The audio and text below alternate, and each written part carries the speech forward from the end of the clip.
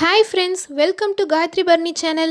இன்னைக்கு நாம கோதுமை பரோட்டா எப்படி ரொம்ப ஈஸியா செய்யறதுன்னு பார்க்க போறோம் friends.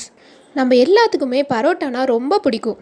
ஆனா பரோட்டா மைதா மாவுல செஞ்சிருக்கே உடம்பு கெடுதலாச்சே சாப்பிடலாமா வேணாமா அப்படின்னு நம்ம யோசிப்போம்.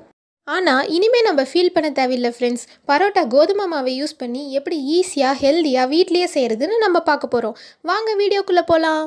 நான் இப்போ ஒரு பவுல்ல 2 கப் அளவு கோதுமை மாவு எடுத்திருக்கேன்.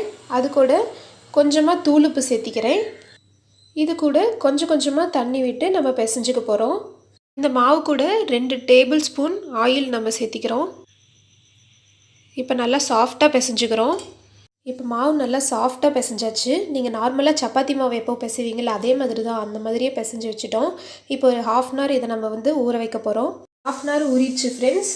பால் சைஸில் மாவு எடுத்துகிட்டு நான் ஆயில் தடவி பாத்தி மாதிரி தைக்கிறேன். நீங்கள் மாவு கூட யூஸ் பண்ணிக்கலாம்.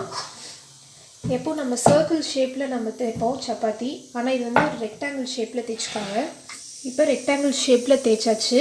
நம்ம ஆயில் கொஞ்சம் விட்டு தேய்ச்சி விட்டுக்கிறதுக்கு மேலே ஆயில் தேய்ச்சதுக்கப்புறம் நம்ம பேப்பர்லையெல்லாம் விசிறி செய்வோம் இல்லையா, அந்த மாதிரி இப்படி மடிக்க போகிறோம். இந்த கோதுமை பரோட்டா நம்ம மடிக்கிறதுல தான் இருக்குது. பாருங்கள் ஃப்ரெண்ட்ஸ், மடிச்சிட்டேன்.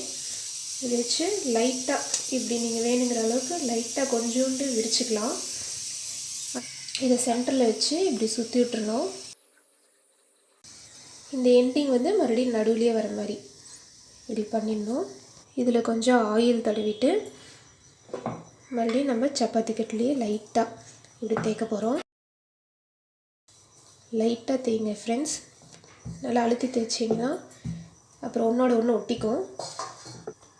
இப்போ நான் இது தேய்க்கும் போதே தோசைக்கல்ல சூடு பண்ணிட்டேன். இதில் நெய் டீஸ்பூன் ஊற்றிக்கிறோம். பொன்னிறமாக ஆனதுக்கப்புறம் நம்ம எடுத்துடலாம். இப்போ இருங்க, இதை லைட்டாக 2 பக்கமும் இப்படி லைட்டாக தட்டி விட்டுக்கோங்க. நான் உங்களுக்கு சப்பாத்தி கட்டையில் தேய்ச்சி இப்போ போட்டு காமிச்சேன் ஃப்ரெண்ட்ஸ். இப்போ கையில் தட்டியும் நான் உங்களுக்கு போட்டு காமிக்க போகிறேன்.